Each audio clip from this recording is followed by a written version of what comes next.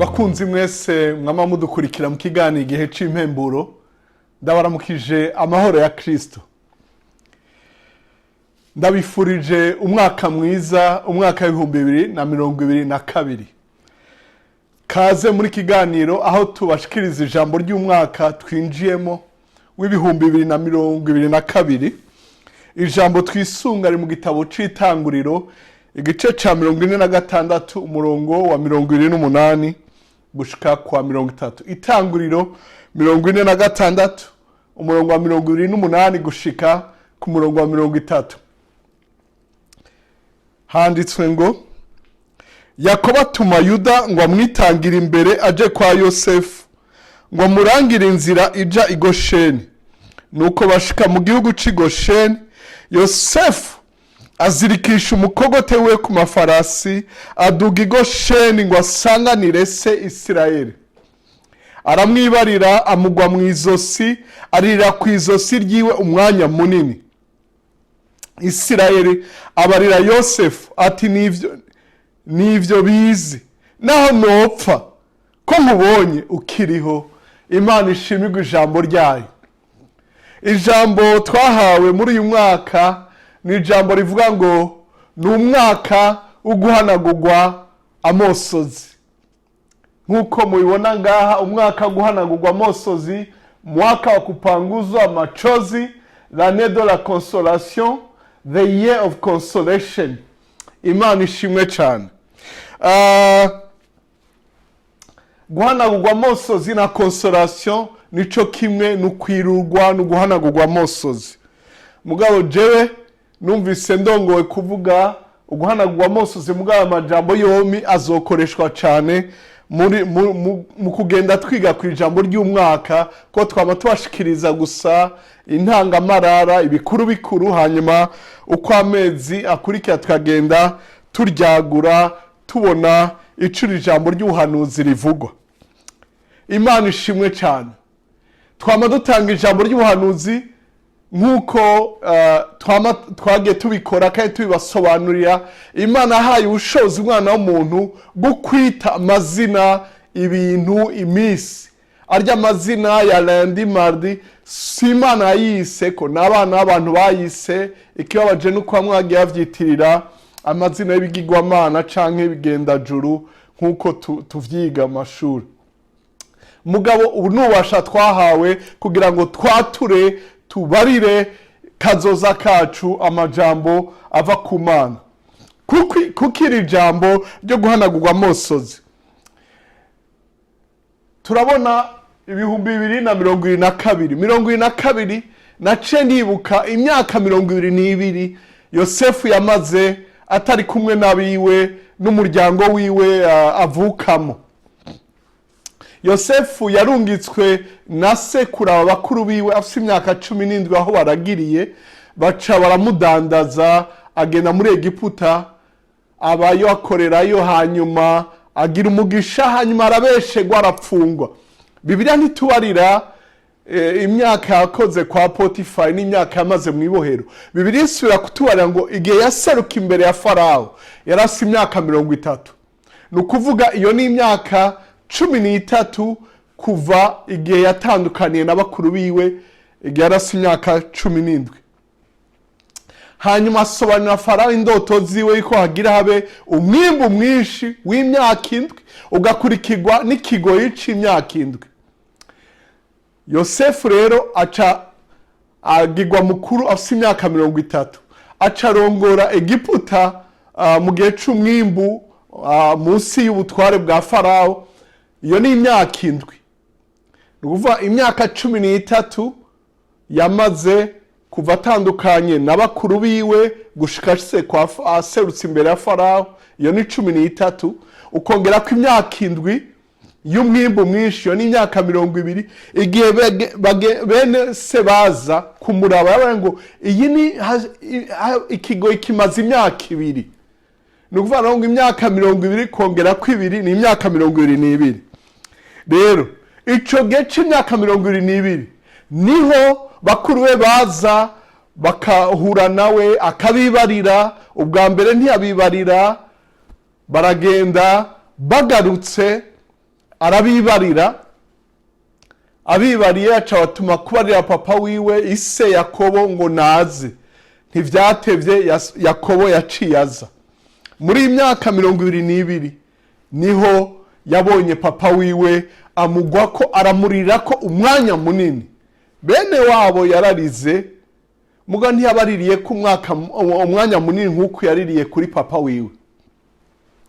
Ndavuze ngo kaze mu mwaka wo guhozwa amosozi. Nk'uko kuri 22 Yosefu yahanagwa amosozi, yashowe kurira agahanagwa amosozi, agasohora ivyari binyegeje, nawe uhoraho aguhe kuhanagurwa amosozi y'ivyo arumaranye imyaka byose. Imana ishimwe cyane. N'igihe ciza cyane. Muri rusange n'umwaka wa 22 kuri twebwe abavivante abariko baradukurikira, uyu mwaka w'ibihumbi 2022 naho twibuka Eglise Vivante ikwiza imyaka 30 itanguye gukora, yemewe n'amategeko mu gihugu c'u Burundi, hanyuma igacikwira no mu bindi bihugu, mu Rwanda, muri Congo, Senegal, n'abavivante agacakwira isi yose nk'uko tubibona muri iki gihe. Imana ishimwe cyane. Benshi bamaze gushinga amashengero, abandi bafise ibindi bikorwa barongo, abandi n'abakozi b'Imana mu mashengero yandi bakoreramo basanze mu bihugu bagiyemo, no mu Burundi no mu Rwanda n'ahandi. Imana ishimwe cyane. Ndasubira kubibutsa ko hariho igihe cagenwe n'Imana. Mu musiguzi igice ca 3 umurongo wa mbere avuga ngo ikintu cyose cyashingiwe igihe cyacu, kandi igikorwa cyose munsi y'ijuru gifise akanya kacu. Aha niho tubona iri jambo rya kairos na chronos rivugwa mu Giheburayo no mu Kigiriki. Chronos niho haza irya jambo mu Gifaransa chronologie, canke mu Congereza bavuga nk'uko nyene chronological. Ni ibintu bigendera ku bihe, umunsi, masaha, isaha 6, isaha 7, nk'uko umunsi wa mbere, umunsi wa kabiri, ukwezi kwa mbere, ukwezi kwa kabiri, kwa 12 gutyo. Ivyo ni chronos. Ariko muri ico gihe nyene c'umunsi canke c'umwaka hari ico bita kairos. Ni igihe Imana yagenye, ni igihe kinaka umuntu agirirwa ubuntu, umwana akavuka. Tuzi ko avuka mu mezi 9, ivyo birazwi, ariko umunsi kenshi ntibabimenya. Bamwe birabaza ko giturumbuka, ibise bikaza, bamwe akavyarira mu nzira, abandi akavyarira kwa muganga, hariho n'abandi bitegurwa bya cesarienne n'iki nk'uko. Mugahe naho bitegura bikaza mbere. Imana ishimwe. Rero mu gihe cawe gisanzwe muri uyu mwaka w'ibihumbi 2022 Imana ikwinjiza muri karya kanya kawe nyene chronos, urantuga kairos. Imana ishimwe cyane. Uhabwe guhanagurwa amosozi. Yosefu yagizwe mukuru, yakuwe mu ibohero, agirwa uwa kabiri kuri Farao. Egiputa cari igihugu gikomeye cyane ku isi, nk'uko bavuga Amerika muri iki gihe. Cari igihugu gikomeye cyane, giteye imbere mu bwenge, mu vya gisirikare, mu buryo bwose buvugwa. Yosefu rero yari yagizwe uwa kabiri ku mwami akomeye ku isi. Urumva ko yari umuntu ahambaye. Mugabo hari ikintu yarabuze umuryango wiwe. Igihe yakugwa mu ibohero ntitubarirwa ko yarize. Igihe yahabwa akazi kwa Potifari ntitubarirwa ko yarize. Eka n'igihe yatagwa mu ibohero ntitubarirwa ko yarize. N'igihe yatagwa mu kinogo n'abakuru biwe ntitwumva ko yarize. Mugabo igihe yabona bene se, haleluya, igihe yabona bene se, igihe yabona papa wiwe, yaraturitsalira kuko yariko arahanagurwa amosozi. Akenshi nigitangaza igihe tunezerewe usanga turira. Nk'umuntu abonye yarakumbuye baherukana kera akarira. Umuntu Imana amugirira ikintu ciza ugasanga ararize. Umuntu yibuka ibintu yari yarasengeye canke yaronka inyishu agaturikisha akarira. Imana ishimwe cyane. Yosefu rero nawe ngo acamurirako akanya, aririra ku izosi rya se. araruhuka, wa wundi yamukunda cyane. Haleluya, oh haleluya. Ndavuze ngo uhoraho aguhanagura amosozi muri uyu mwaka w'ibihumbi 2022. Imana bikoreye Yosefu, ibigukorere nawe. Iki gihe cyo guhanagurwa amosozi, urahanagurwa amosozi icambere kuko ari gihe cawe. Haleluya, ko igihe cyashitse urahanagurwa amosozi. Yosefu ntiyarazi igihe bishika, byashitse umunsi munaka ari mu kazi mu gihe gisanzwe. Ica kabiri, urahanagurwa amosozi kuko n'umugambi w'Imana. Muri Yesaya 25 umurongo w'8 n'umurongo w'9 handitswe ngo urupfu azorumira miliyonzwa gushitsa ibihe byose, kandi umwami uhoraho azohanagura amosozi ku maso ya bose n'ubumaramare bwo ku maso bo ku bantu biwe azobukura ku isi yose, kuko uhoraho ari we abivuze. Ku isi yose nawe urimo. Umurongo w'9, nuko kuri uwo munsi bizovugwa ngo iyi niyo Mana yacu, niyo twari turorereye, nayo iradukiza. Uyu niwe uhoraho, niwe twari turorereye, duhimbagwe tunezerwe agakiza kiwe. Umwaka tuvuyemo ari umwaka wo kuzuka. Iyo kuzuka kwashitse hakurikira guhanagurwa amosozi. Igihe Lazaro yazuka, icakurikiye nuko abari mu kiriyo, abari mu kigandaro baciye bahanagurwa amosozi. Ndavuze ngo Imana guhaye umwaka wo kuzuka, ikongere no guhanagurwa amosozi. Imana ihabwa icubahiro. Uyu ni umugambi w'Imana turabona no mu Vyahishe Yohana igice c'7 umurongo wa 17, Ivyahishe Yohana igice ca 21 umurongo wa 4, aravuga ngo kandi Imana ubwayo izobahanagura amosozi. Ibi rero ubu buhanuzi ntibuvuga gusa gutyo, n'umugambi w'Imana. Yesaya yarabivugishijwe, Yohana yarabivugishijwe. Imana yarabise ku mugambi, ntivise ku mugambi gusa, irabishoboye.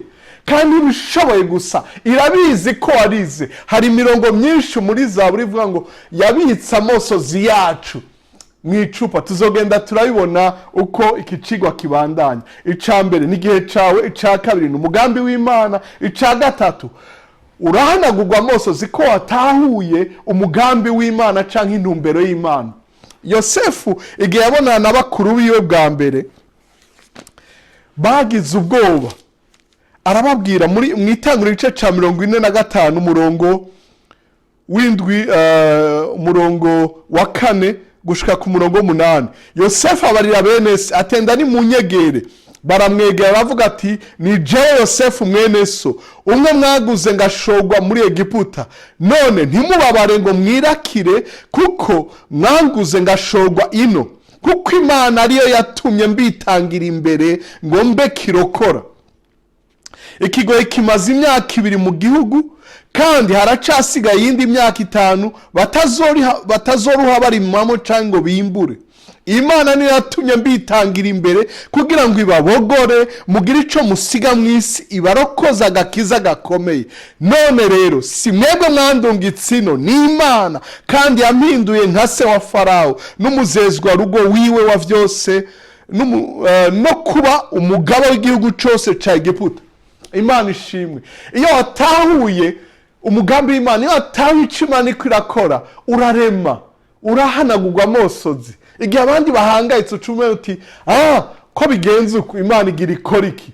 Ibi nivyo vyafashije Paulo akavuga ngo ico nzi neza nuko kubakunda Imana byose bifatanizamwe kutuzanira ivyiza, abahamagaye nkuko Imana yabigombye. Ikigira kane, haleluya, n'umugabane w'abana b'Imana. Mu Bikorinto ba kabiri igice ca mbere, Abikorinto ba kabiri igice ca mbere umurongo w'indwi handitse ngo kandi ivyo tubazigako birashikamye, kuko tuzi yuko ko musange natwe iyo mibabaro dusangiye no kwirugwa. Abana b'Imana dusangiye kwirugwa. Kuri umwana w'Imana urahanagurwa amosozi kuko n'umugabane wawe. Nibiki rero tukwitega muri iki gihe cy'uyu mwaka wo guhanagurwa amosozi? umwaka wo kwirugwa, umwaka wo guhanagurwa amosozi yacu yose. Icambere twitege gukira ibikomere. Yosefu yakize ibikomere, umubabaro yari afise, akabonga yari afise, yarabikize, yararize gose. Abiga ivya siyanse baravuga ko mu gukira kenshi abantu bararira, hirya babona ati bireke bive urire uruhuke. Haleluya. Ntiyari yarigeze arira bamuta mu kinogo, ntiyarize aguzwe n'abamidiyani agiye kudandazwa, ntiyarize abeshewe na muka Potifa, ntiyarize atawe mu ibohero, ntiyarize. Ariko abonye umuryango wiwe yararize, wa muntu ahambaye akomeye ateye ubwoba batinya, yararize kuko yararuhutse, yarakize. Imana ikuruhure ukiri ibikomere. Ica kabiri, ukiza abandi. Ibi ni ibintu Imana iguhaye, ni nayo ntumbero kugira ngo ukire ibikomere kandi nawe ukiza abandi. Yarababariye, yarabagiriye neza, yarababariye. Mu Bikorinto ba kabiri harya nyene twasomye igice ca kabiri, Abikorinto ba kabiri igice ca mbere umurongo wa 3 avuga ngo Imana y'Umwami wacu Yesu Kristo ari yose iragahezagirwa Data wa twese w'imbabazi, kandi Imana yirura imibabaro yose, itwirura mu marushwa yacu yose, kugira ngo natwe tubone uko twirura imibabaro abari mu marushwa yose, tuyibiruza uko natwe twiruwe n'Imana. Imana ishimwe cyane. Kuva ku murongo wa mbere kuva ku murongo wa 3 gushika ku murongo wa 4.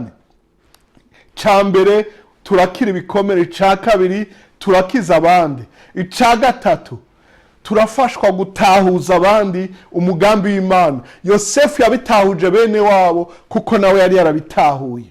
Ica kane, kugira ngo dukore igikorwa ciza cose kandi neza. Oh haleluya. Turabibona mu Batesalonike, mu cete Paulo yandikiye Abitesalonike, cete ca kabiri igice ca kabiri umurongo wa 16 na 17 handitswe ngo ariko umwami wacu Yesu Kristo ubwiwe ni Imana Data wa twese yadukunze ikaduha kwirurwa imibabaro, ikaduha kwirurwa imibabaro guhoraho. Uku kwirurwa guhoraho Imana ishimwe cyane. Bo n'ivyizigiro vyiza biheshwa n'ubuntu bwayo, ibirure mu mitima yanyu, iyikomeze mu gikorwa cyose ciza n'ijambo ryose ryiza. Ibikomere harige bituma dukora nabi, tukabana nabi n'abandi. Mungu ugasanga tuguma twikeka kubera wakuze ubona papa afata nabi mama, ugaca umugabo yavuga ikintu ugaca nawe ufunga ingumu wiyumvira ngo agira kugire nkuko papa yagize mama. Oyaye, Imana yagomba ngo ukire hanyuma ukore igikorwa cyose ciza kandi ugikore neza. Imana ishimwe cyane. Ibi nivyo tuzohabwa, kandi niyo ntumbero kubabarirwa yo guhanagurwa amosozi yacu. Imana ibikora gute? Irashitsa inzozi zacu, iraguha vya bintu maze igihe wizereye usengera. Imana ihabwa icubahiro. Yosefu ngo bashitse mu itanguriro igice ca 42 ngo bamwikubita imbere, baramwunamira, aca yibuka za nzozi. Ndavuze ngo muri uyu mwaka guhanagurwa amosozi wibuke za nzozi, ubone ibyawe bishitswa, ibyo wari warabariwe imyaka myinshi cyane irenga 20 canke imyaka 2 canke imyaka 5 canke imyaka 30, Imana ibishitse. Ikindi iraguha abaguhoza. Mwitangura igice ca 24 umurongo wa 67 haratora ngo nuko urya Isaka, itanguriro 24 umurongo wa 67, Isaka jana Rebeka mwihema risiga nyina wiwe Sara, aramurongora abo umugore wiwe, aramukunda. Isaka ivyo bimwirura umubabaro wa nyina. Ndavuze ngo uhoraho aguhe abakwirura muri iki gihe uzobahabwa, niko abikora. Uraronka abaguhoza. Ica gatatu, ica mbere irashitsa inzozi zawe canke indoto zawe. Ica kabiri iraguha abaguhoza. Ica gatatu uraronka aburirirako. Irakoresha abantu hirya no hino baguhoze. ariko si bose baguhoza uririrako.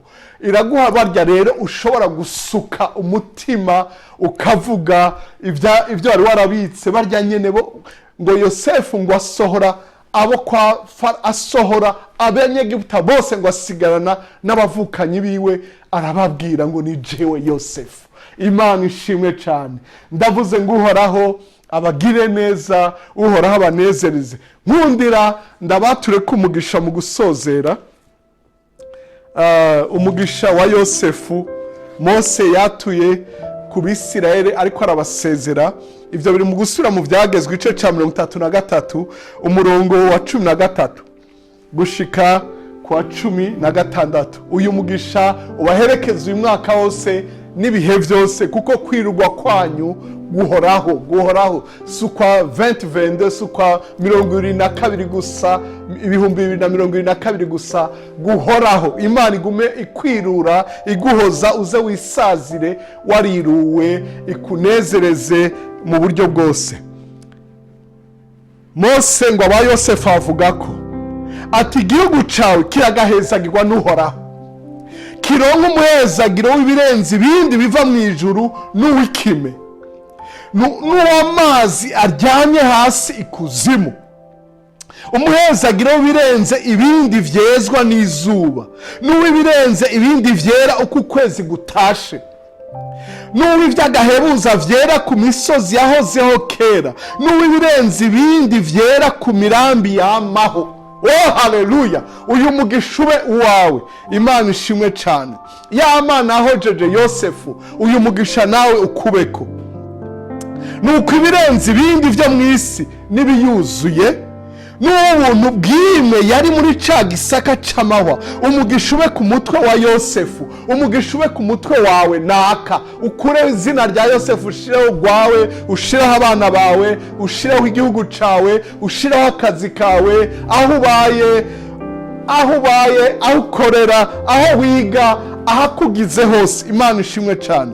Mu gitwariro c'uwagizwe mukuru muri bene se, Imana ishimwe cyane. Ndavuze ngo Uhoraho abagire neza. Mugire umwaka mwiza, muragahezagirwa n'Imana Aburahamu na Isaka na Yakobo.